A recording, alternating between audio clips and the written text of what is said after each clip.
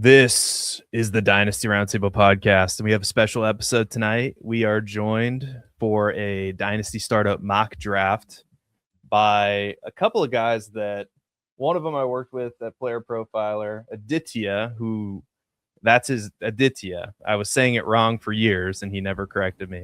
It's all right. Aditya Fuldiore and Mike Cristal. I'm probably saying that wrong too because I never asked him before the show.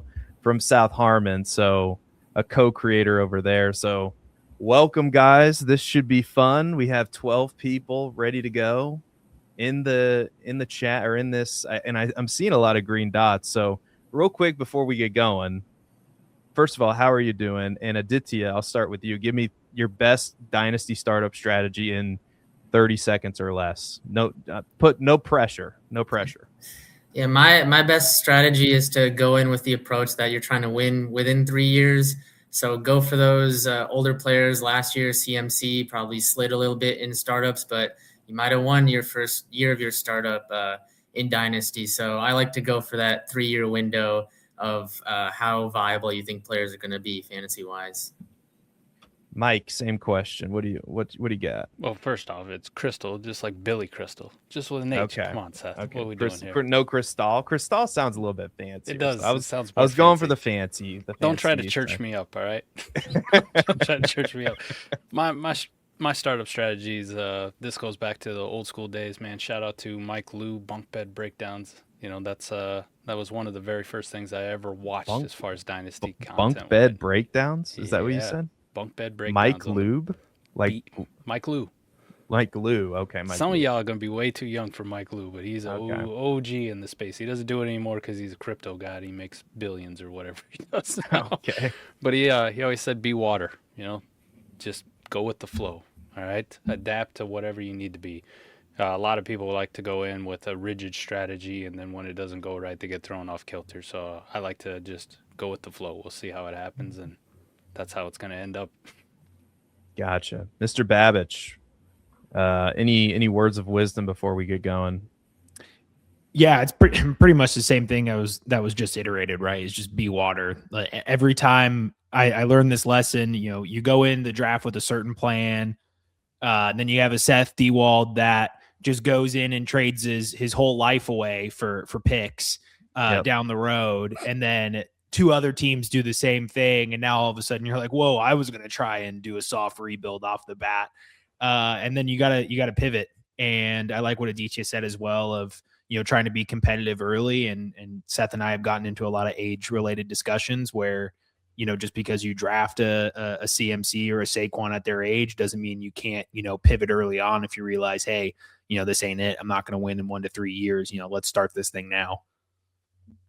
Yeah, I've definitely been guilty of sticking to a strategy that I wanted to, that I wanted to carry out throughout the startup, even though that wasn't the optimum way to go. So definitely, and that might have, I don't know, it might have been that draft that you're referencing there. Who knows? I can't remember that far back. But all right, we are going to get started here. We have some pretty anxious people in the chat. So hopefully I don't F this up, I'm just going to hit the start button. The sound is off. I always leave the sound on. So the sound is off this time. And Aditya has taken the first pick. And it's 30 seconds per pick. Just an FYI. Kickers are going to be our rookie picks. So it's going to be interesting to see how that plays out. But Aditya, is it Josh Allen? Is that what you're doing here? Yeah, I think I know there's been a lot of Drake May going up draft boards in Dynasty, but it's just still Josh Allen for me because he just flat out produces for fantasy purposes. Drake May's getting up there. He's definitely rocketing up draft boards. Josh Allen's going to be 30 soon, but you're still looking at that 3-year window, and Josh Allen's not going to go away for another at least 5 or more years. So I like Josh Allen there. Yeah, it seems to me like, Josh Allen's still atop my rankings too. I feel like that is consensus. I think some people before the year had Jaden Daniels there, which I can't really, kind of at this stage in the game, whichever kind of vodka you like. I mean, it's kind of all the same stuff, but obviously Jaden Daniels with the injury, so he gets bumped a little bit probably for most people. Mike is picking at the 110. Gosh, we're all at the back end. How did this happen? I'm at the 109. Mike is at the 111, if I could read numbers right. And then Matt Babbage has chosen the 112. So this is gonna be interesting. So Jaden Daniels falls all the way to the 1-6. Mike, how do you feel about how this first round's playing out so far as we're through the 107 now with Jahmyr Gibbs? A lot to be expected with what we've seen the last 2 years. It's been down years for quarterbacks back to back. Whatever you want to attribute to poor quarterback play, guys not ready, injuries, cover two, playing this cover two shell, whatever it is. The last 2 years, running backs have pretty much ran Dynasty leagues across the board. So quarterbacks have kind of fallen by the wayside, which is creating a lot of value here at the back end if you're still a quarterback believer, which once we get here to my pick, I still very much am, but we'll find out. Yeah. We'll find out. Got to be water though. Let's see what Seth leaves me with. There's a guy on the board that I think probably shouldn't be on the board. Gosh, I'm pretty much torn between two guys, but I'm gonna take a wide receiver. So you can have, depending on what I don't know if I can say that name on air. Big M. We'll just call him Big M. See what Big M does at the 110. Big Mahalos, I'll help you out. Big Mahalos. Okay. Big Mahalos. All right. So he goes Brock Bowers. Interesting. Mike Nice. is officially on the clock. So Well, what are you thinking here, Mike? Kind of a reflection of what we've seen the last couple of years. I still am a big believer in quarterbacks, but so is pretty much everybody else. The surprising thing is a lot of people's dynasty wide receiver one is falling to the 111. So I don't go quarterback. I just take a wide receiver. So it's something different. Like I said, you got to be water in these things. Like I did not anticipate wide receiver being my first pick for sure. Yeah, I definitely. It was between him and Puka for me. But JSN's a great pick there. Matt, you're on the clock. 9 seconds. Yep. Feels like a really weird year where we're getting Justin Jefferson at the 12 in Dynasty. And as big of a JJ McCarthy, I guess, hater as I am, I still feel like that's a really good price for him. And I'm not as prepared to make this pick as I would like to be. Oh, wait a minute. No, where's Trey McBride? There we go. Had to find him. Sleeper had him buried in the rankings. I just have to say, you're gonna have to explain yourself with this Justin Jefferson business. Like, come on. Well, like 112 for ahead of like some of these Jalen Hurts and CD Lamb. I have to explain. Wait, hold on. I have to explain myself for the guy that was like a consensus top 10 even in Superflex just 1 year ago. Are you telling me you're acting like that was are you telling me that you believe in JJ McCarthy? I believe in Justin Jefferson, Mr. JJ McCarthy and hater? Kevin O'Connell. Oh my God. Okay. So Jalen Hurts goes off the board. God damn it. I cannot believe you took Justin Jefferson. That makes me so happy. Can't possibly get worse there, right? I play both sides, Seth, so that I always win. Because I'm either right or JJ McCarthy stinks, and I'm right. Yeah. Okay. So I go CD Lamb. I had a nice choice between a couple wide receivers there. And then Caleb Williams comes off the board. I'm just going to recap what's happened so far.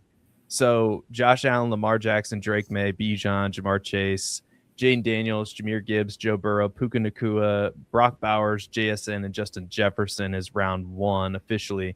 Then Matt Babbage takes Trey McBride at the 201. Malik Neighbors gets taken by Mike. Jalen Hurts goes to the 203. Big Mahalas. CeeDee Lamb gets taken by me, followed by Caleb Williams, Amon-Ra St. Brown, Ashton Genty. Mike, you took Malik Neighbors over some other prominent wide receivers. I had Malik Neighbors in my queue. I would have taken him if you didn't take him. Do you feel pretty good about Malik Neighbors' recovery from the injury? like how he projects into 2026. Just talk to me about that pick for a second. This is probably the cheapest you're going to get Malik Neighbors too. While we're in season and you have that injury, he's not scoring points, so he's out of sight, out of mind. Everybody else has a chance to move up and pass him.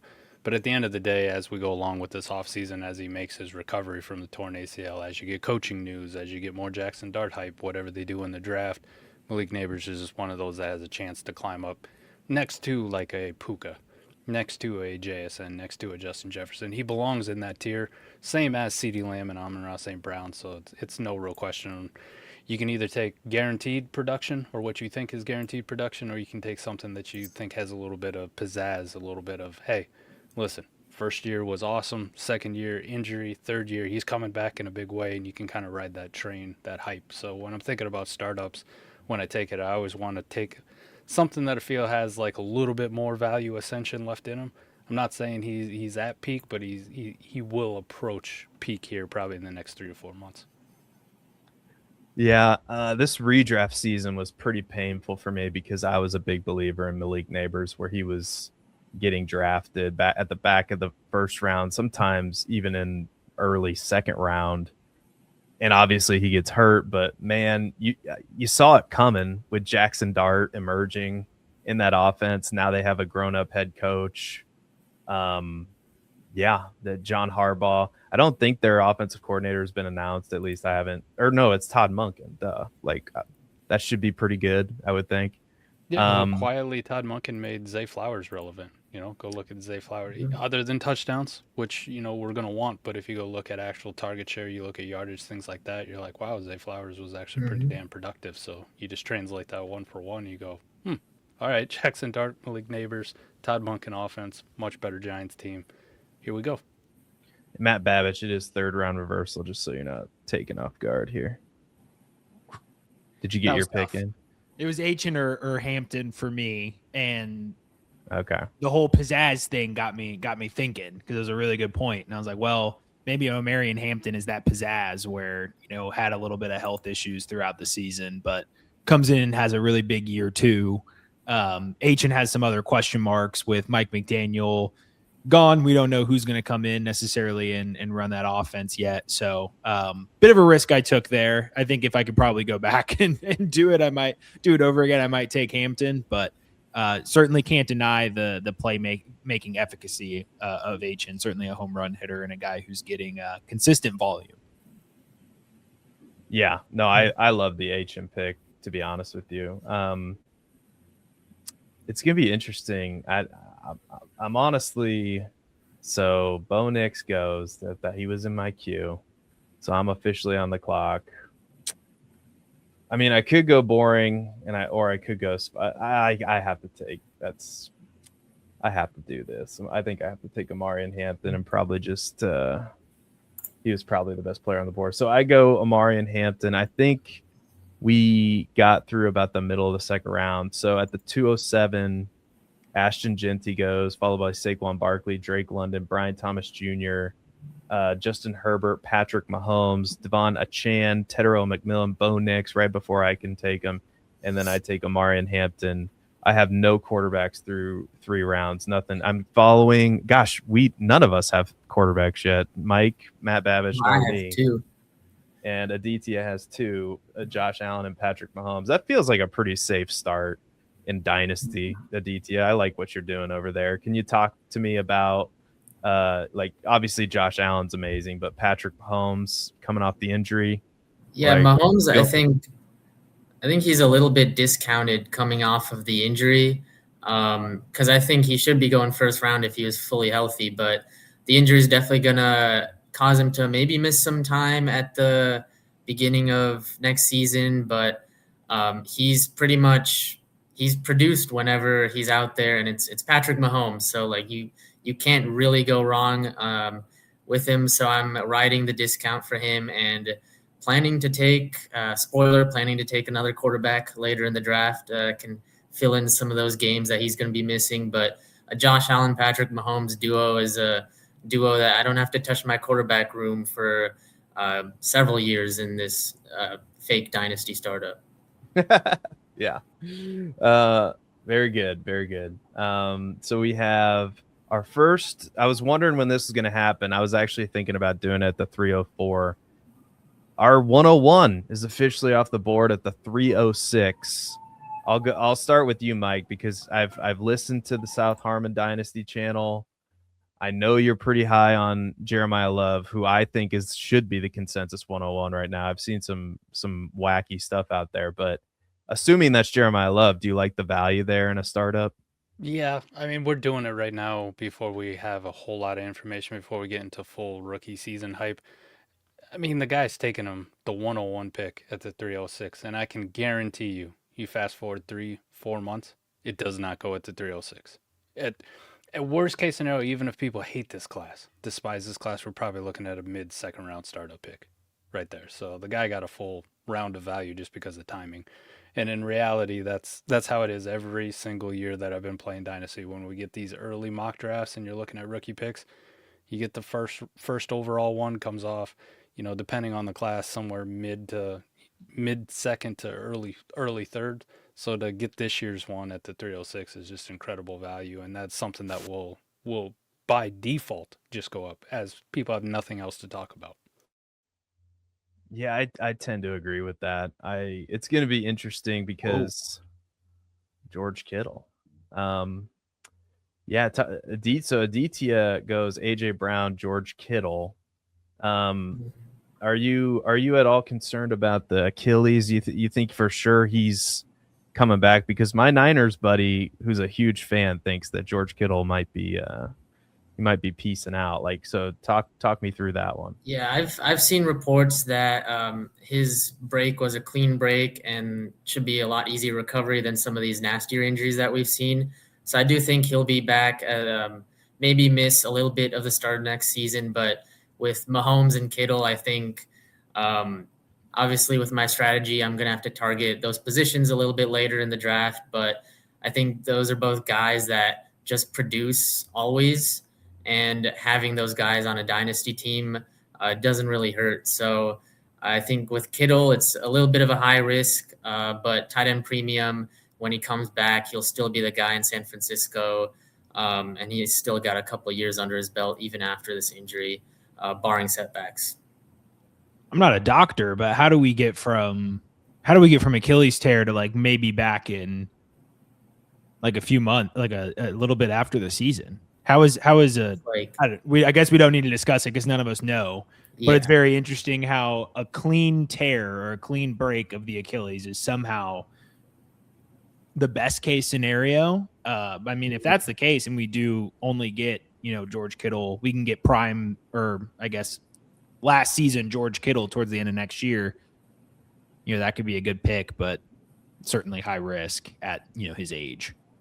Mm-hmm. Yeah, definitely a lot of risk, but I think sometimes in dynasty startups, when you're looking at when you want to compete and how you want to compete, there's a lot of risk baked into rookies also. So versus taking a rookie versus a guy that's not going to be on the field until later in the season, you kind of take that risk because if I'm taking a rookie there, maybe it's another situation like Travion Henderson where the guy just doesn't produce until later anyways. Yeah, I'm on the clock and completely distracted. So I'm gonna go at Emeka Egbuka, and bet that he was dealing with injuries. So I think he'll be just fine. Mike Evans, they're gonna have to make a decision on him as he's a free agent. I would assume he would be back. So you're looking at probably a similar situation for him. Let me just bring everybody up to speed with what we have so far, so the podcast audience knows what's happening. So at the 304, or actually, yeah, at the 304, I took a Marion Hampton. Loveland goes, followed by the 101. Bucky Irving, Garrett Wilson, Ladd McConkey, Jonathan Taylor, Nico Collins, AJ Brown rounds out round 3. George Kittle, Breece Hall, Quinshon Judkins, Jackson Dart, Cam Ward, Trevion Henderson, Brock Purdy, Tyler Warren, Emeka Egbuka, Roma Dunze, the 102, taken by Mike. And now Matt Babich is on the clock at the 412. And I do not have my screen set correctly. Okay, there we go. And then wow. I was wondering when he was going to get taken. So you're going to have to talk to me about that. Rashee Rice just was taken by Matt Babich, who we were probably higher than consensus here on the Dynasty Roundtable if you're a regular listener of the podcast. But I think I've completely flipped on Rashee Rice, and I don't know, man. I'm at this point, I'm willing to let somebody else like you take the risk. But talk me through that one, Mr. Babich. Yeah, more so. Oh man, he has domestic allegations. Jeez, I didn't see that. Oh no! Oh no! A lot has happened in the world in the last 11 days, so Oh, I no. did not see that. But Jordan Addison got arrested again, and he's fine. So it's the NFL. Who Oh knows? god. Oh, I'm not as man. concerned with the Mahomes risk just because it's 1 year, and I feel like I'm positioning myself in a way to where if he's still a target hog with Gardner Minshew, or you feel like the Chiefs have to bring in somebody slightly more competitive than Gardner Minshew to start this season if it's possible. So I like his profile as a guy who can still earn targets with a backup quarterback. The behavioral issues are a little bit more concerning. But if there's anything we know about the history of the NFL is that people who with behavioral issues tend to just continue to stick around in the league. I mean, Tyreek Hill has had who knows how many allegations and all these things. We have cases on, Stephon Diggs, who's still playing in the playoffs right now. So I'm not going to think too much of that until something happens. My main concern to speak about is the backup quarterback and for one season. And I'm not super worried about that. I think the Chiefs are going to be not hyper competitive while Patrick Mahomes is out necessarily, but that could even be a good thing in the AFC West if they're going to be in a position where they constantly have to put up points and can't play that slow, methodical brand of football that they tried to run, for the past 2 seasons with Mahomes. Yeah. It's going to be interesting to see what the Chiefs do in the offseason because they have, in my opinion, a bunch of needs, especially like along that defensive line. But we'll see. So I'm being a terrible information relayer for the podcast audience. So let's just so Rashee Rice gets taken by Matt Babich, followed by the 103, then the 104 gets taken by Mike. RJ Harvey comes off the board. Then I took Trevor Lawrence, George Pickens, James Cook, Marvin Harrison Jr., CJ Stroud, Chris Olave, Baker Mayfield, and then Kyron Williams. And then now Aditya, I feel like I've messed that up already a couple times, is now on the clock, who takes Christian McCaffrey. And I feel like Mike and Aditya have completely polar opposite strategies here because Mike looks like, he went wide receiver, and then the 102 and the 104. So Mike, are you feeling pretty good, or at least better than what feels like consensus is on the 2026 rookie class since you've got a couple picks now? What I'm confident in is probably the top 5 selections of that class. And then everything after that becomes a pretty big question mark. Now, I think there's some pretty good depth at the wide receiver position as a whole, and we'll get some back end guys, and we might even get a second, maybe even long shot third quarterback taken in the first round. But I can definitely tell you I'm confident in the first 5 selections. For me, Jeremiah Love definitely for sure. Mendoza's going to be up there, the presumptive 101 pick in the NFL draft. For your quarterback, for your super flex needs. And then between Mekhi Lemon, Carnell Tate, and Jordan Tyson, I feel really good about all 3 of those wide receivers as far as getting first-round draft capital and legitimate first-round draft capital from what they put on film here these last couple of years. Yeah, I would throw I feel pretty good about the top 6, but then after that I feel like it falls off pretty quick into the Denzel Bostons and the whatever other quarterback you feel like is the quarterback 2, whether that's the Ty kid Simpson. from Alabama. Ty Simpson. Or even Carson Beck. It's going to be interesting to see if Carson Beck gets any first round buzz after the season he just put up. But And you can see somebody like a Garrett Nussmeier, too, who was a presumptive 101 heading into the season when he went back to school, also wowing or doing whatever he needed to do during the interview process to be a Jackson Dart level type pick in the first round for a team. Who would you? I got a question though. You said 6. Who would be outside of the 5 I listed? Who would be that 6th guy that would make you feel that comfortable? I really like Kenyon Sadiq Okay. in tight end premium. I think he's, just based on what I've seen, like really good after the catch. I haven't gotten all the way into the all 22 film to see what kind of a route runner he is, but I feel really good about him as a blocker, and I need to make my pick here. Let's go. Let's just play it safe for the quarterback. So to me, like, he just kind of pops off the page. And I think he's going to be a first-round pick, so I feel good about the draft capital at this point. Obviously, things can change, but yeah, if I was sitting at 6 in a rookie draft, I mean, I probably would see what it took to get up into the Mekhi Lemon, Jordan Tyson, type tier. I think it is a tier drop from that top 5 to the 6, but I still feel pretty good about Kenyon Sadiq. Not a bad consolation prize. So let's see. So in the 6th round, quarterbacks really just took off, didn't they? My gosh. He took JJ McCarthy, Josh Jacobs. This is the best day ever. Devonta Smith, Tucker Kraft, Jordan Love, Cam Scatterbo, the 105 now, I think. Yes, the 105. Jared Goff, T. Higgins, Dak Prescott, Jaden Higgins, Travis Hunter, JJ McCarthy, and Luther Burden. Nice pick with Luther Burden. I like that.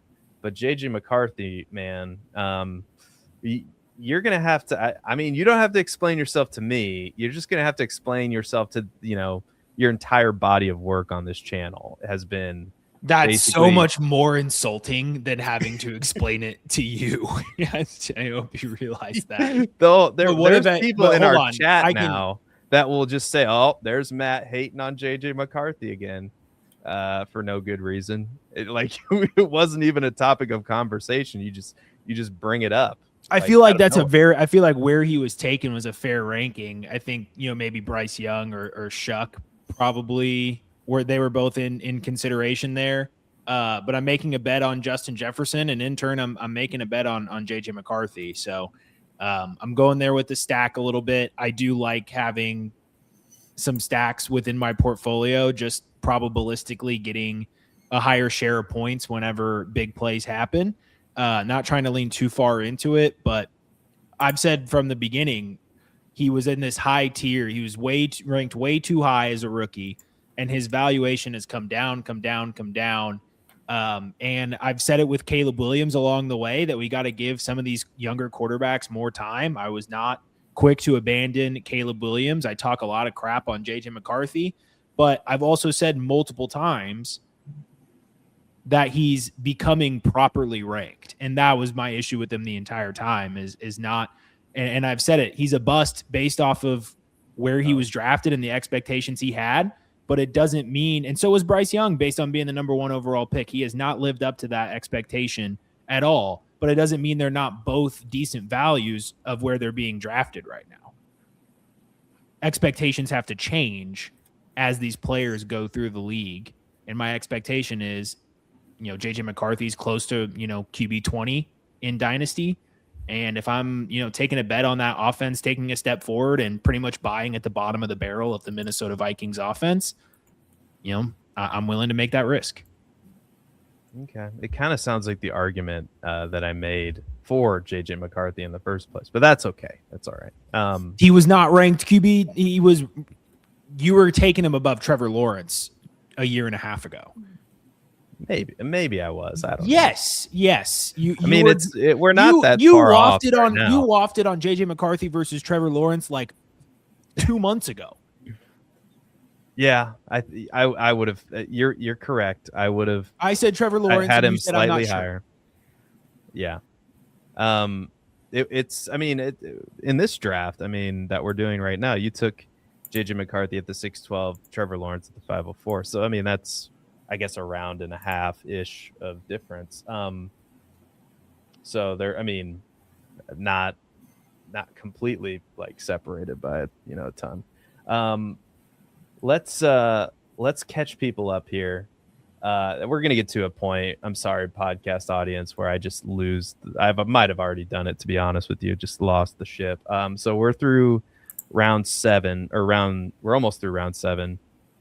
Luther Burden at the 701, Bryce Young, Tyler Shuck, Chase Brown, Derrick Henry, Zay Flowers, Kenneth Walker, Jamison Williams, Jalen Waddle, Christian Watson, the 106. So they're, or no, the 1, 2, 3, 4, 5. Yeah, the 106 comes off the board at the 711. Then Sam Laporta gets taken by Aditya, and we are officially into round 8. So, Mike, now that we are through 8 rounds, how are you feeling about your build? Typical for like how I like to do it when I just try to go with the flow, right? Wide receiver value, young wide receivers are the ones that were standing out, so we go ahead and take those. And then the rookie picks being devalued at this time of the year, those felt like easy picks at the 4 or 5 turn. So, listen, I have no real direction, but I don't have to pick a direction until September. So I got another 8 months to kind of figure out what the hell I would want to do if this was a real startup, which is what I like to do in the off season. I like to just have stuff that is valuable and entertaining to the rest of the league. There's a lot of people out there who would like to trade for a Malik Neighbors or a Ted McMillan if they hear some hype or whatever it is, and not really locking myself into a direction. I'm very fluid to take on draft picks or rookies coming in or whatever it is coming back to me before I actually have to decide what I want to do. That's spoken like a guy who's played Dynasty for a very long time. That's very wise. Matt Babich, how are you feeling about your Viking stack and your build over there? I mean, just like every other draft, no matter how hard I try, I seem to always gravitate towards the risk. I truly think it's because I'm a gambler at heart, and when push comes to shove, especially in a 30-second mock, when we have like the 8-hour slow drafts, I'm much more methodical and trying to kind of chart out like a game of chess, a few rounds ahead.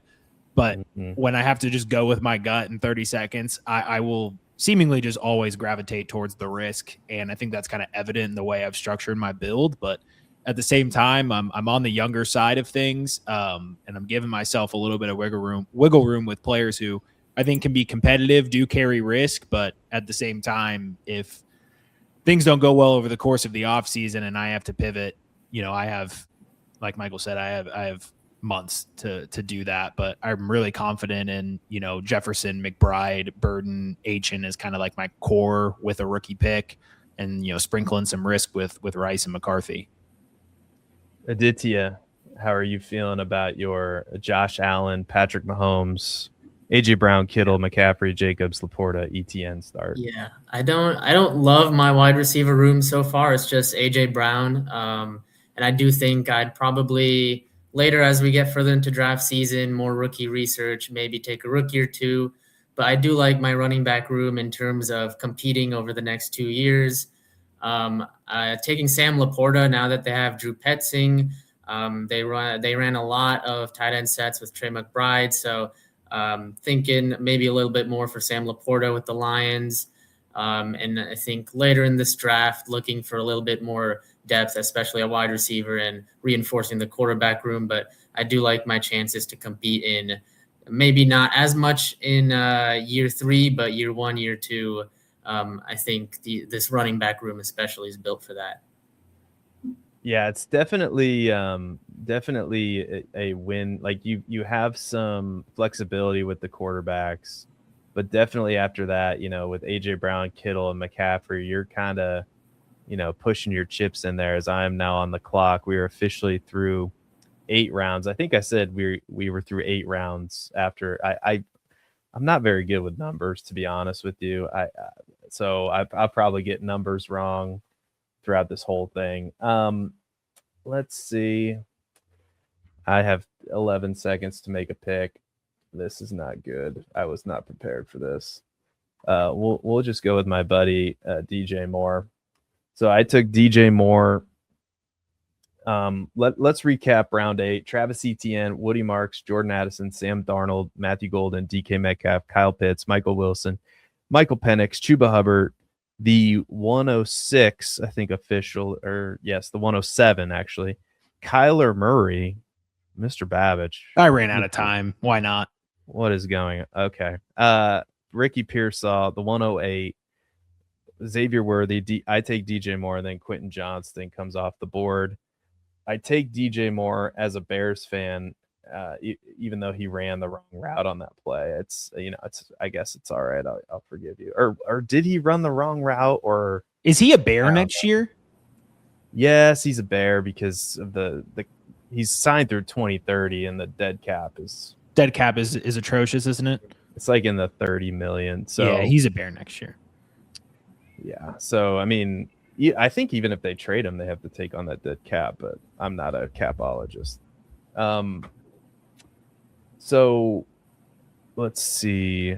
We're almost through round 9 right now. So everybody's still pretty much here. We only have a few people on auto, which is kind of impressive if I'm being honest. Let's see, do I need to scroll down on this thing? I do. So there we go. All right.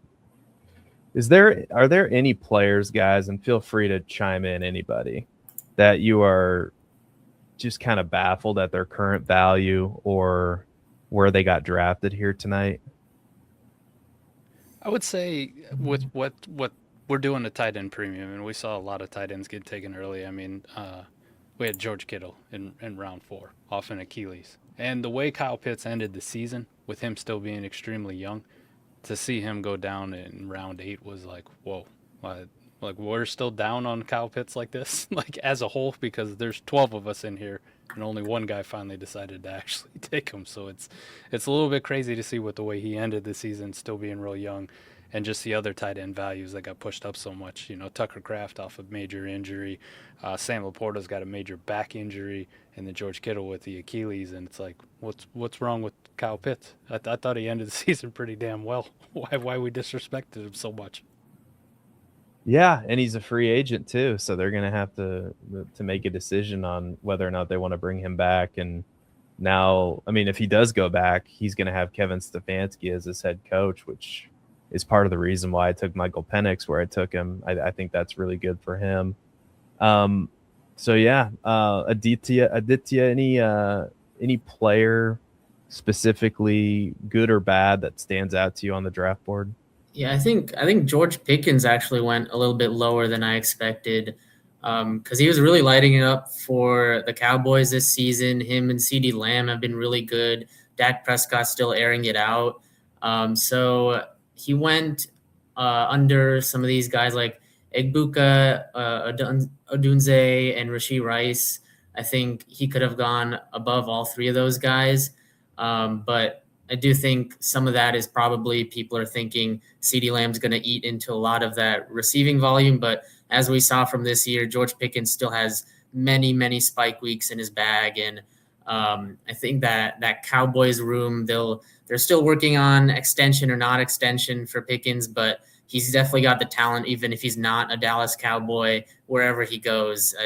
As long as he has a competent quarterback, he's going to produce. So I thought he went a little bit lower than expected.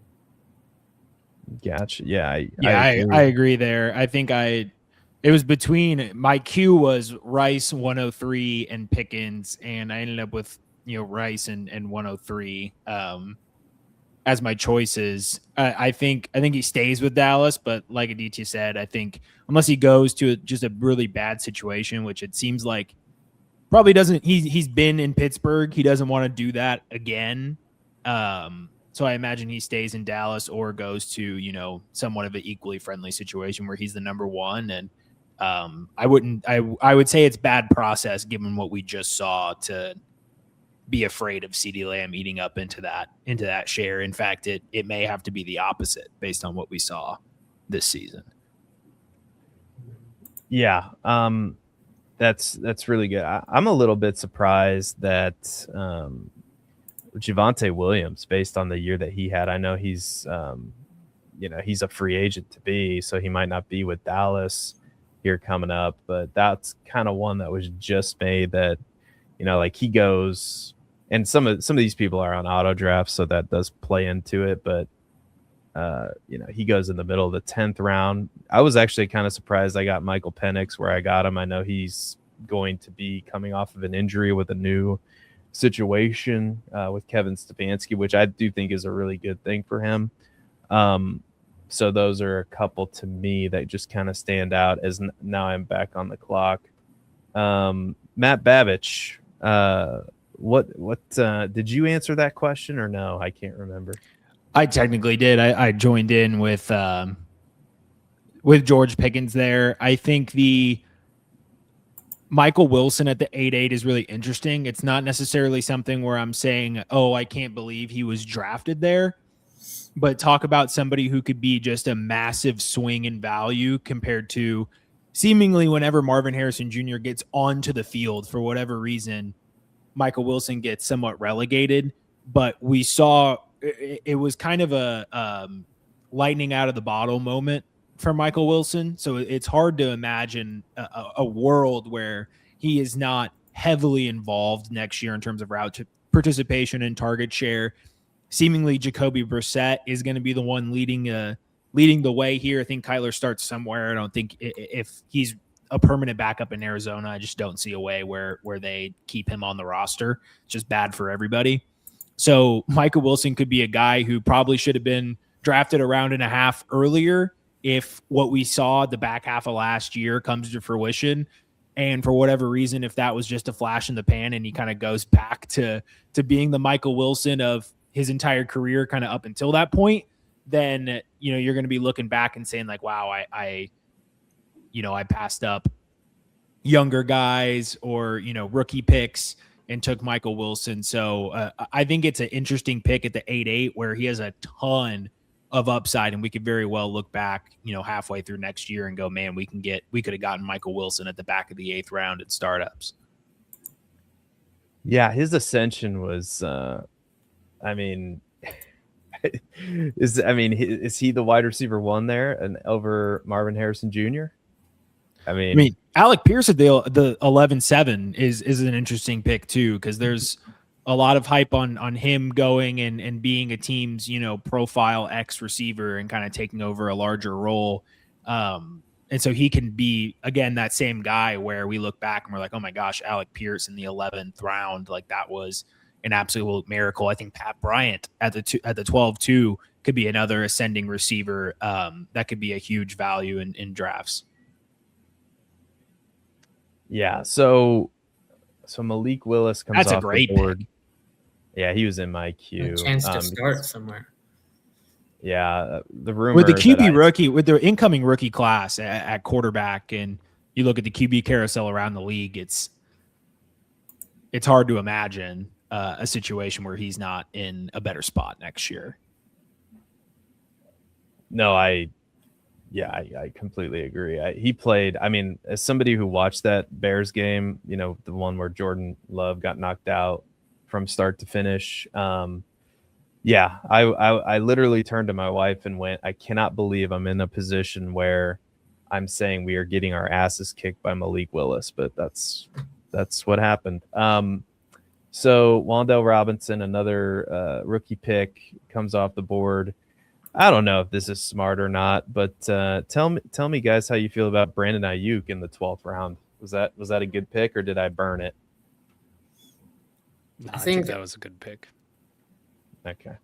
Yeah, I think the thing with Ayuk is he's definitely going to be on another team next year, so it's a matter of how quickly his situation moves. But when he was on the field, he was really good route runner and did a lot for San Francisco. And I feel like their wide receiver room definitely felt the loss of a guy like him. And they made it pretty far, but they still could have used a wide receiver one like Ayuk is. So it's with the 12th round, you're not getting a guy that you're starting every week anyways. So I think with Ayuk, it's low risk enough to where you take that risk. Gotcha. I'm going to suck in as much wind as possible. I'm going to attempt to try to catch everybody up to where we are. So hopefully everyone's ready. All right. 10th round, Devontae Adams, Tyreek. I might have already said this, just to be honest. Jacoby Myers, DeAndre Swift, Bashul Tootin, Michael Pittman, Javonte Williams, Juwan Jennings, rookie pick, TJ Hawkinson, rookie pick. Kyle Monangai, rookie pick. Caleb Johnson, we could talk about him here in a minute, rookie pick. Kenneth Gainwell, Daniel Jones, Alec Pierce, Trey Benson, rookie pick. Jaden Reed, Jerry Jeudy, Isaiah Likely, rookie pick. Pat Bryant, Mike Evans, Malik Willis, Trey Harris, Aronde Gadsden, rookie pick. Wandale Robinson, Brandon Ayuk, Alvin Kamara, Ramondre Stevenson, rookie pick, and Brenton Strange. And we are now officially into round 13. So, Mike, as my fellow Iowa fan, talk to me about Caleb Johnson, because I need some help. I was a believer heading into the season. I loved the landing spot. I thought potentially he could have a role right away with Kenneth Gainwell and Jalen Warren being there, but it did not happen. I don't know if it's just because old school coaches like Mike Tomlin are just not going to trust a rookie right away. As I timed out, that's fine. I had Mac Jones in the queue. It's okay. But tell me, like, how should we be feeling about a player like Caleb Johnson? I still believe in his talent, and it's not above, the Pittsburgh Steelers organization or Mike Tomlin to not believe in a rookie, and the first time you do something wrong to just bury you until the following year and make them earn it in the offseason. Again, too, not the greatest offensive situation. I mean, us as fantasy dynasty managers have long besmirched the name of Arthur Smith for the longest time, and his usage that he had with Jalen Warren and Kenneth Gainwell was very frustrating. There's brighter days ahead. You can definitely tell that was an auto pick. Like, I still like Caleb Johnson, but it's still, I mean, I'm not taking him in the 11th round. Not with rookie picks like, 202, 203, 204, like mid ones on the board. That's a much safer one. At this point, like, if you could trade a 3rd round pick in this class for a Caleb Johnson, I think I would do that and just ride the hopium. Because if you miss out and he's nothing, then your 3rd round pick is usually nothing anyway. Like, anything past 206 is usually dog shit anyway, so who cares? But I don't know if in a startup outside of an auto pick you're going to see him in the 11th round very much, because we didn't see him on the field at all this year, and when we did, it wasn't great in the 3 moments he had. Yeah, I made a case that potentially on a team, like especially in these FFPC leagues where you only have 20 players that you can roster. I mean, on a good team, like Caleb Johnson was probably taken at the back end of the 1st round, maybe early 2nd round of a rookie draft. Potentially, if you're in one of those shallower leagues, somebody might actually cut Caleb Johnson. And then, I mean, in that case, like, I'm stashing him all day long because I love the upside. But yeah, I think I agree with you completely. If you can trade a 3rd round rookie pick in this class for Caleb Johnson, I think you'd do it 100 times out of 100. So I love that call. I mean, he went around the same range as Trey Benson, and we've seen like a half a game out of Trey Benson throughout his entire career. I mean, what's the difference between the two, except one's younger, and like we just haven't completely seen him fail. We've seen Trey Benson fail many times, run right into the back of his offensive lineman quite a bit. He's got that Trent Richardson vision. Yeah, he had, man, it was all teed up for him during the season, and then he got hurt, so we still don't know. And that whole situation in Arizona is just kind of tipped on its head now with the coach being out, the offensive coordinator being gone. Probably you're looking at a season with Jacoby Brissett as at least competing for the position. I don't know exactly what they're going to do, if they're going to draft somebody. They have an early pick, but yeah. So we have turned into round 14. So Brenton Strange, Blake Corum, Isaiah Pacheco, Mac Jones. I took at the 13-4, Jalen Warren, Chris Godwin, Ja'Cory Krusky-Merritt, Terrence Ferguson, Tyrone Tracy, Stephon Diggs, Jake Ferguson, Khalil Shakir, Rashid Shaheed. A rookie pick comes off the board, Mason Taylor, and David Montgomery, followed by Jaden Blue, and now Jalen Coker. So we are officially into the, 14th, 15th round of a dynasty startup. What I try to do is to target upside. Oh, and I probably should turn myself off of auto pick here. There we go. And we'll see if I follow through on that or not with this next pick here. I could make Matt Babich just really mad and he'd be happy if I took Keon Coleman. But I think I'm going to shoot with some upside and bet on a situation that has to be better next year with the offensive line. Like that. Yeah, so I took Jalen Noel. I mean, Christian Kirk's probably not going to be there next year, and he's one guy that I'm looking at in this offense, along with Jaden Higgins, because I thought he had an awesome playoff game against the Patriots, and in a game that was too reminiscent of past Bears games for me. I kind of got PTSD watching that game. But Jalen Noel looks like a pretty good player to me. I think he's going to have a role next year, and I think in the 14th round, that's the exact kind of player you should be targeting, along with Mike's pick and Matt's pick. I mean, why not? Anthony Richardson in the 14th round. I mean, Mike, talk to me. Why not? I mean, somebody's going to need a quarterback, right? Somebody's going to need a quarterback, and it might be his own team that he's on right now. The Achilles injury is nothing to sniff at. You got the whole contract situation too. You don't really know how that's going to play out. So, listen, like you said, we're in upside season. So, Superflex Dynasty leagues, I like the Shador pick. I'll make another one here. Yeah.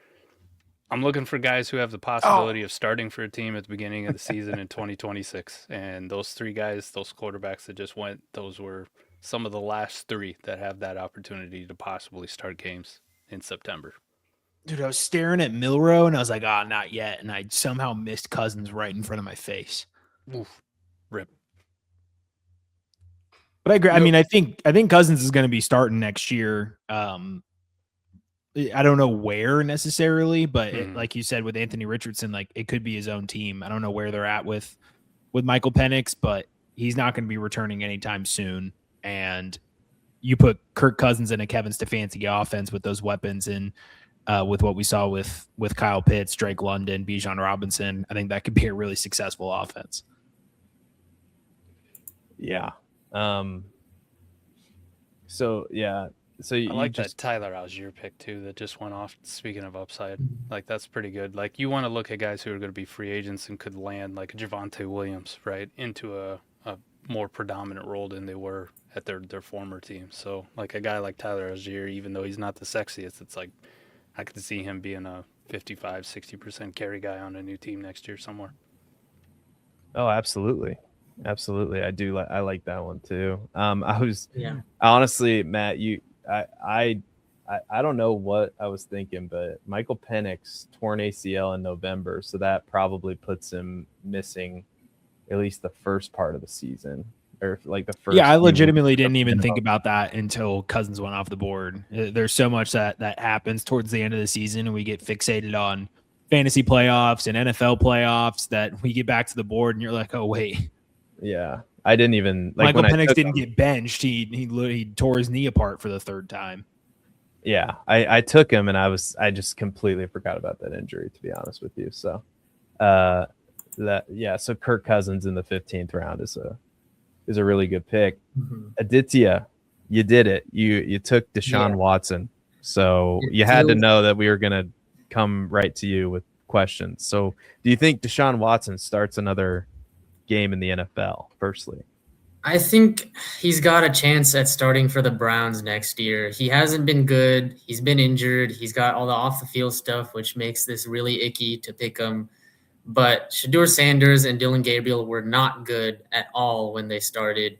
They were 44th and 45th, I believe, in EPA per play among qualifying quarterbacks this year. So not great out of that quarterback room.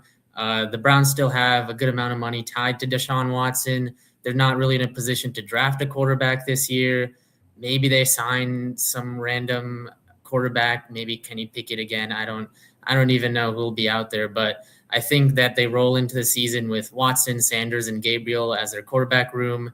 And out of those three guys, it's rough, but Watson's got a shot, especially with the money tied to him and the fact that he is a veteran who has had success, albeit several years ago. Yeah, it's gonna be interesting to see what happens there, because let me just look up the worst contract and contract. Let me just look this up to see what. So 5 years, $230 million, all fully guaranteed. He is signed through 2026 with wait for it, $131 million dead cap hit if he's released. So he's not getting released. And I don't see anybody trading for him really. Well, they restructured his deal before last season to make sure that they could get out after 2026, right? Otherwise, they were still tied to it for another 2 years. So they restructured, they put it all in, and he's not getting released. He's not getting traded. He's going to be on the roster. Shedeur Sanders was not that great. I know the ownership loves him to death, and they're pushing for it because he sells jerseys and everyone wants to talk about him. But at some point, I would say that Deshaun Watson starting games for the Cleveland Browns next year. I think it'll be a competition for opening day between Watson and Sanders more than people think. And I think Watson probably has the edge, but again, a lot of offseason to go, so we'll see. So let's see. Round 15, starting there, we had Jordan Mason come up the board, Kirk Cousins, Josh Downs, Dylan Sampson, Parker Washington. That's a nice pick. Mark Andrews, Tyler Algier, another nice pick. Keon Coleman, Zach Charbonnet, Braylon Allen, a rookie pick. Deshaun Watson, Devin Neal, Rashad White, Tajay Spears, Jonathan Brooks. I almost forgot his name. Gunnar Helm, Justin Fields, J.K. Dobbins, Kamani Vidal, Dallas Goedert, Calvin Ridley, Juwan Johnson, Jalen Milroe, Kayshon Boutte. Nice pick there. And now Mike is up. We have 4 rounds left because I added a kicker, so we have a weird 21st round. I'm back on the clock. Matt Babich, talk to me, man. What are your thoughts here on this the first mock draft, their startup mock draft that we've done on this channel? Well, I hate mine. I can tell you that. That's not unusual if you're tuning in for the first time. We usually these hate our own 30-second draft. mocks where I have to go and check rankings and then come back and check the draft board and talk in 30 seconds. I don't know if my brain was built for it. I can't keep using that excuse though. I just gotta get better. I mean, running back is the obvious big hole in my outlook, and not necessarily the best running back class to not have the 101 and be shy on running back. That being said, I saw value in the board in other places throughout the draft. Some pretty big misses on not taking a swing on like a Blake Corum or a Tyler Algier over Jordan Mason, who's a guy who we just kind of know who he is and where he's going to be at. So a lot of decisions I would like to go back and redo, but I feel like last year I got better throughout the mocks as we went throughout the season. I feel like my first is always kind of the worst. So shaking the rust off. I like parts of it, but that 30-second clock just gets me every time, man. I will keep DMing Sleeper until they let me insert my own rankings, like Underdog used to do or still does. I'm not sure if they do anymore. Yeah, that is a problem when you're doing a startup mock draft with this ADP. The ADP on Sleeper is always wild until... I mean, Monungai was in the 220s. Yeah. And some of these people are so far down there, and I've said it once. As someone who works in tech, my biggest complaint about it is that they could add it in less than a day. Like one small dev team of 3 could release this in less than a day if they really wanted to. Yeah, well, let's get on it, Sleeper. That'd be great. I know, I don't know too much about dev, but I do know like player profilers rankings, like some about that. So I do agree. Like it doesn't seem to be that complex of a task, but I don't know. I'm technologically an idiot. So the biggest piece is that they'd have to make a database that stores each person's individual rankings as they update them. But like the feature to, I'm getting away from the point, but the feature to like just upload a CSV and read the data is not very difficult. I think it's the database aspect that gets them. But let us know if you have any solutions for Sleeper in the comments, and we'll try to relay that message. All right, so starting in round 17, I might have said this already. Kayshon Boutte, Hunter Henry, Deebo Samuel, David Njoku, James Conner, Jalen McMillan, Elijah Arroyo, Alec Manor, Travis Kelce, Adonai Mitchell, Isaac Tesla, Kyle Williams, Keaton Mitchell, Romeo Dobbs, Jatavian Sanders, Tank Dell, Will Howard. They're the Will Howard pick. Torrey Horton, Aaron Jones, and it's almost back to me at the 18-9. So I didn't think I could do it, but I think I've recapped every single pick, aside from the rookie picks, which I completely lost track of. And now I'm back up here. And I'm going to be honest, there isn't much that excites me left on the board. I'm trying to piecemeal my tight end position together with Goddard and David Njoku, and I think I'm just going to be, boring. Hopefully, I'm just going to hope that Sean Payton uses Evan Ingram a little bit more next year in the offense. Like, I don't know. I was kind of excited for Evan Ingram entering the season, but that was not to be, which is why he slips to the 18th round. And then we have a rookie pick, Pat Frymuth and Jalen Wright coming off the board. We have 2 rounds left to go, or 3 rounds. Yes, 3 rounds because of the weird 21st round. So let's see here. Troy Franklin, Joe Mixon, and back up to me. Any thoughts here on the last few rounds of a dynasty startup? It's probably pretty similar to the back half of the draft here. Just not much going on. I mean, I had the chance to take him, and I ended up not. In the 19th round, Joe Mixon, like, he may not ever play a game again, but is it worth the chance in the 19th round of him having the bulk of the carries in Houston next year? Or are we just, he didn't play for an entire year, we still have no status on what's going to happen? Is it even a waste of a 19th round pick to take a guy like Joe Mixon right now? I don't know if it's a waste. I mean, most of these guys, to be completely honest, when you do these early startup drafts, like you do something in January, you do something in February, if you were to go back and look rounds like 15 through 22, I'm going to guess a lot of these guys are going to get cycled off people's rosters.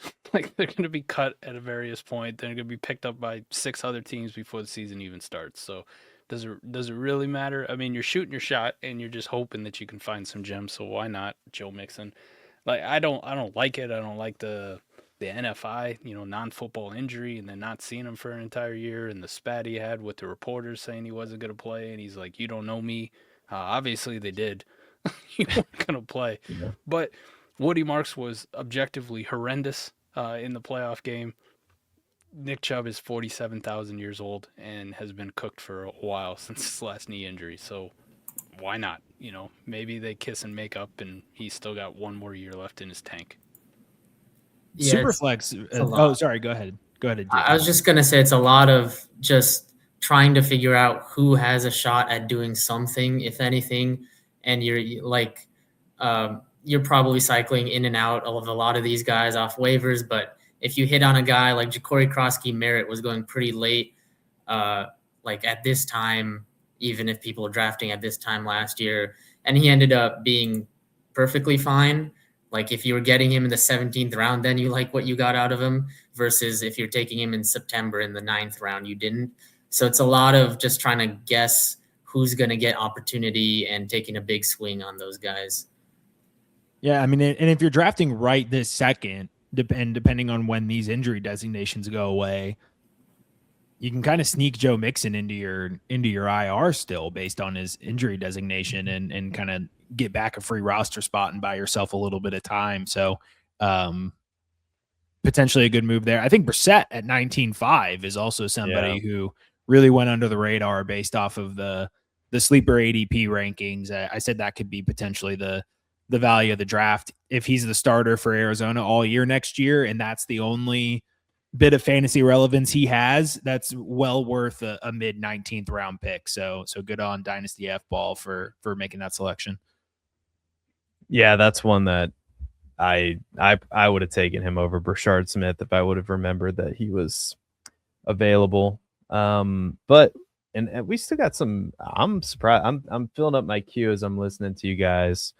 I'm surprised that some of these guys are still available, but we'll see. We'll see if they are in a few picks here.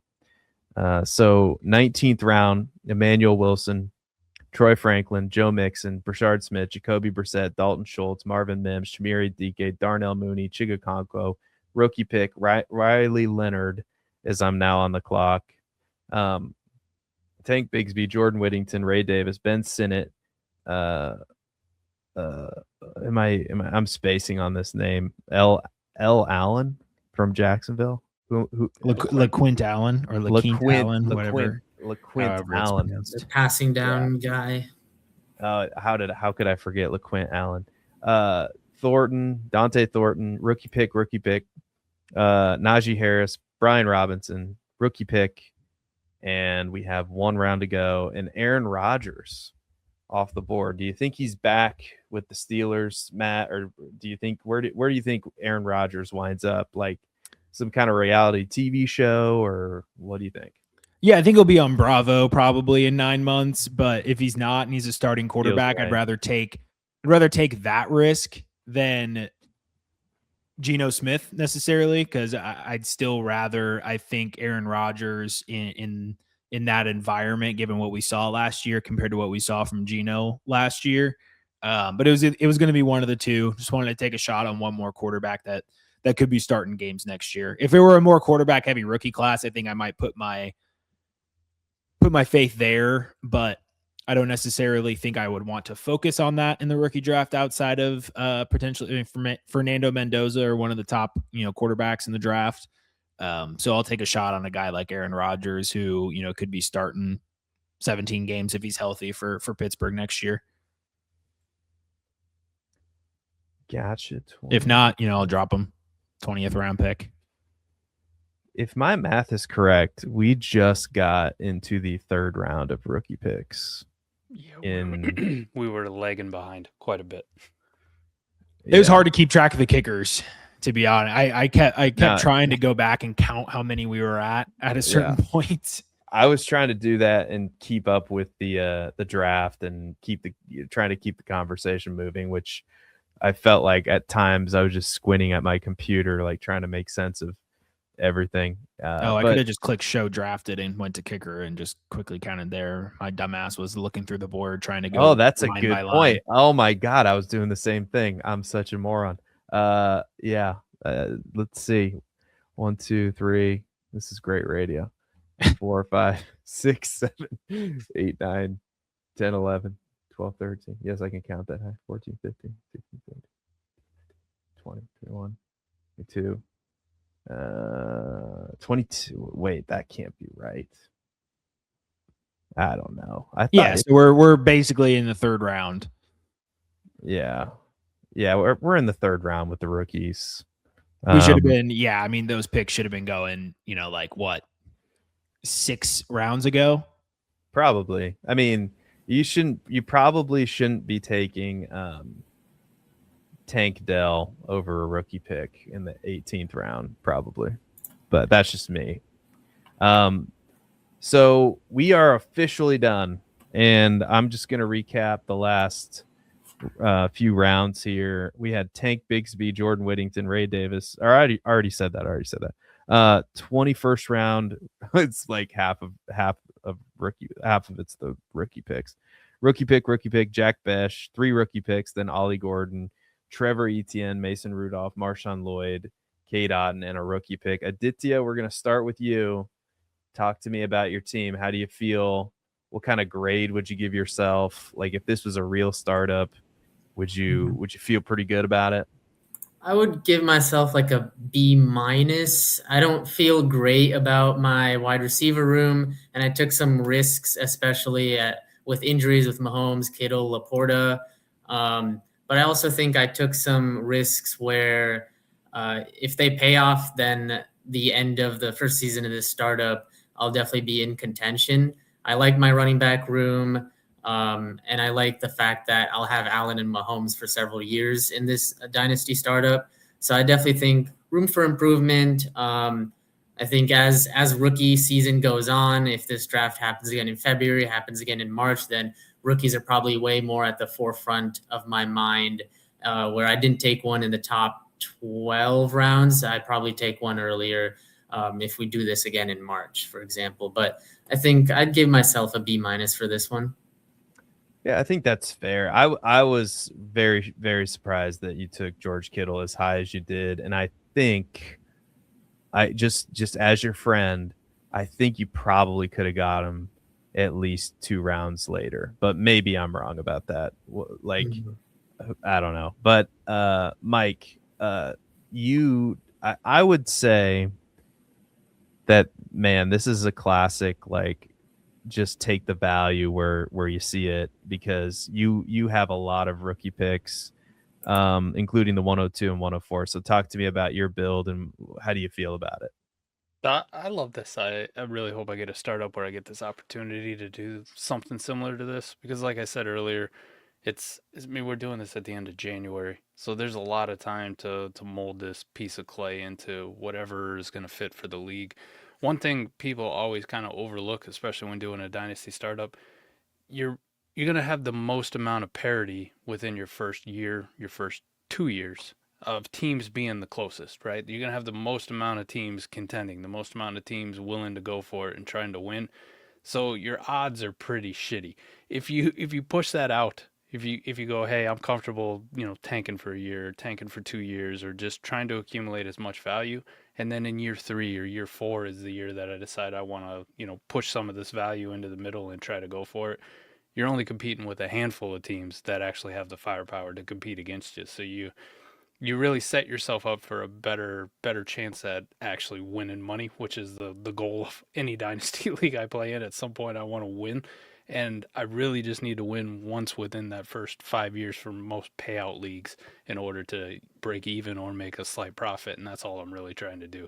Because if I was actually doing this for, hey, I want to make a shit ton of money off of this, I'd rather take my time and go down and work at McDonald's, for minimum wage. It'd actually be money ahead with the amount of effort and time we put into this game versus what the actual payoffs are. That is too true.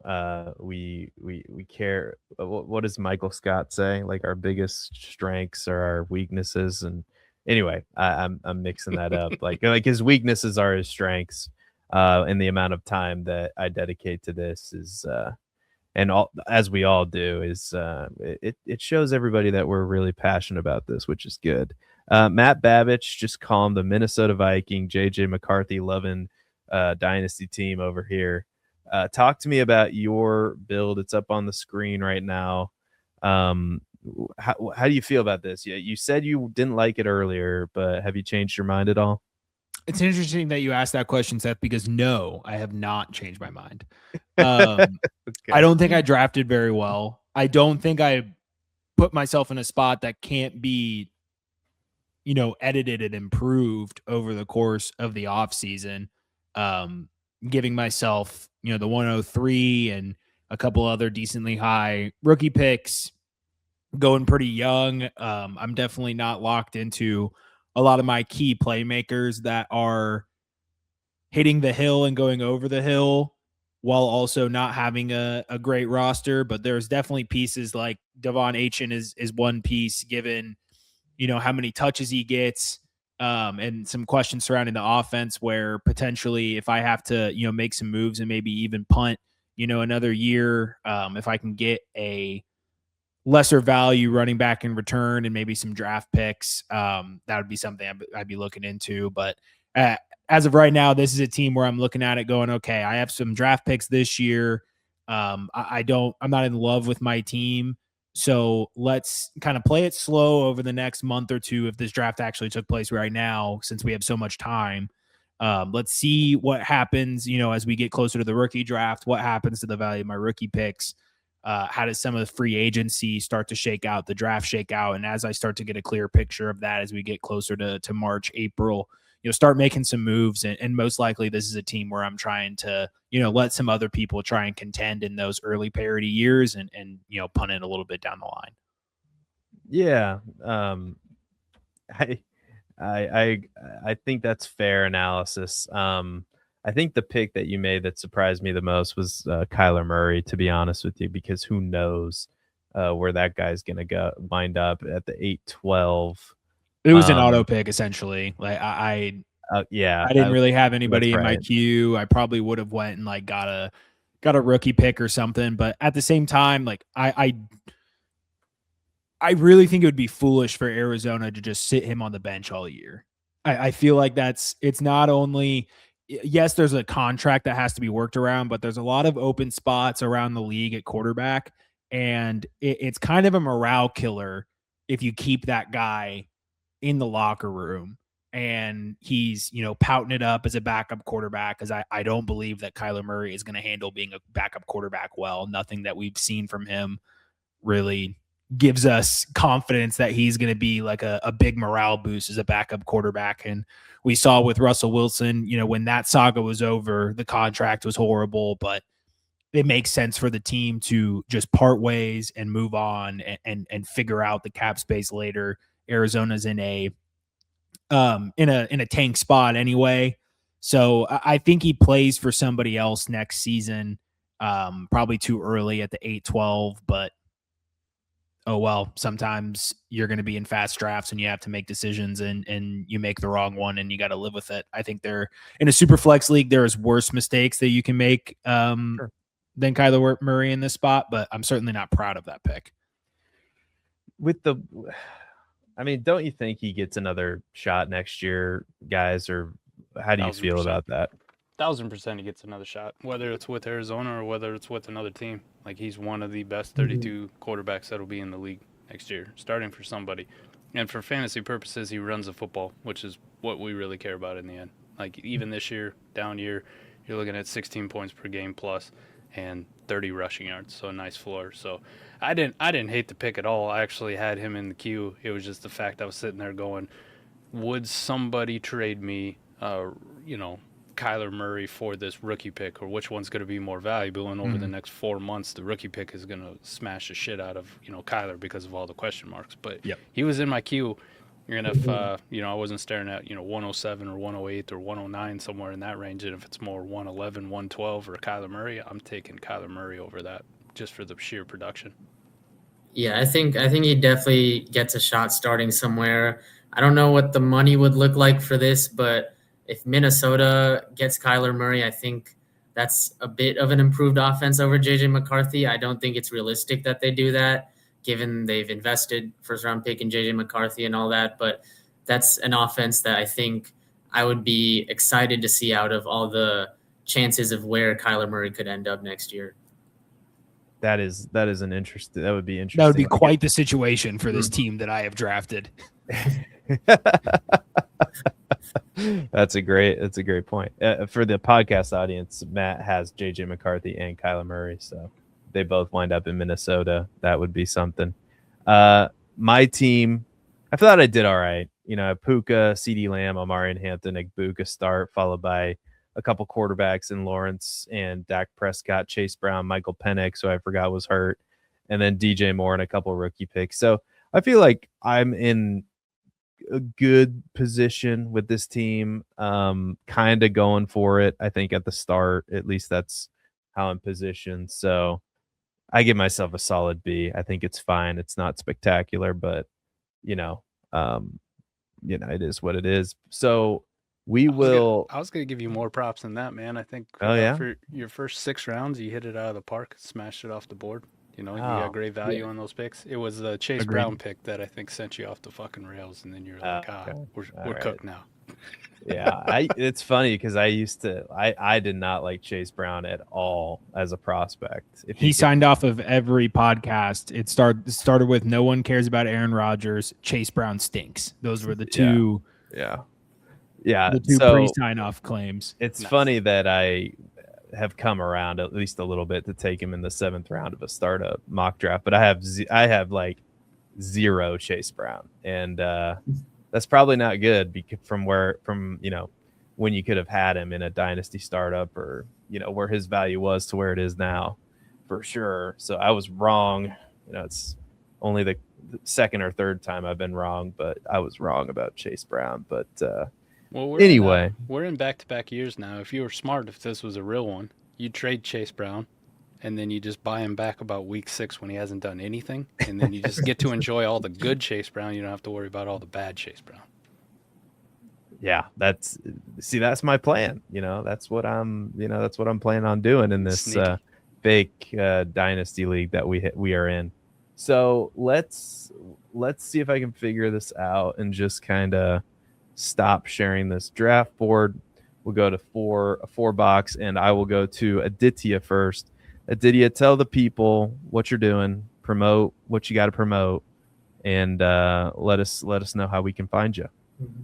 So currently I'm writing for Roto World, good people over at NBC Roto World. I just finished up my monthly rookie series for the season, so you can go check out the final word on this season's rookies over at Roto World. And I'll be there in the off season, draft season, everything. You'll be able to see my stuff. On Twitter, you can find me at ADI_FUL. I'm on Blue Sky as well with ADI.FUL.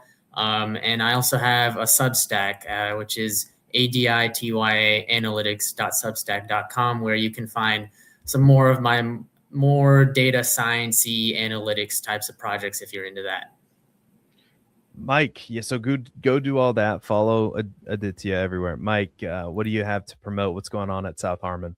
Well, this off season, this is my time to shine. This is when South Harmon loves to shine, is the off season. The in season is just so brutal. You got to compete against all the redraft guys out there. It's a rough time, and then injuries and poor play just saps your will sometimes as a dynasty manager. Yeah. You just watch team after team crumble.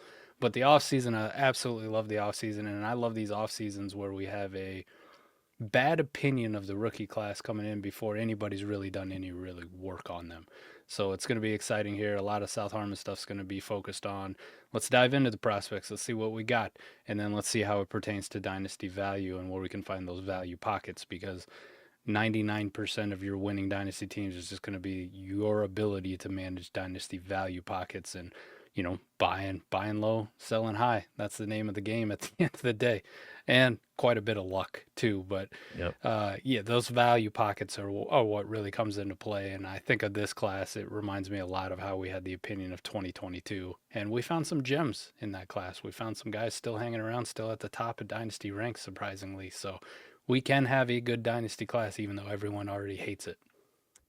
Yeah, it gives me shades of, what was it? 2019, the AJ Brown year and David Montgomery and all those guys. Yep, DK Metcalf. Yeah, you had a down one.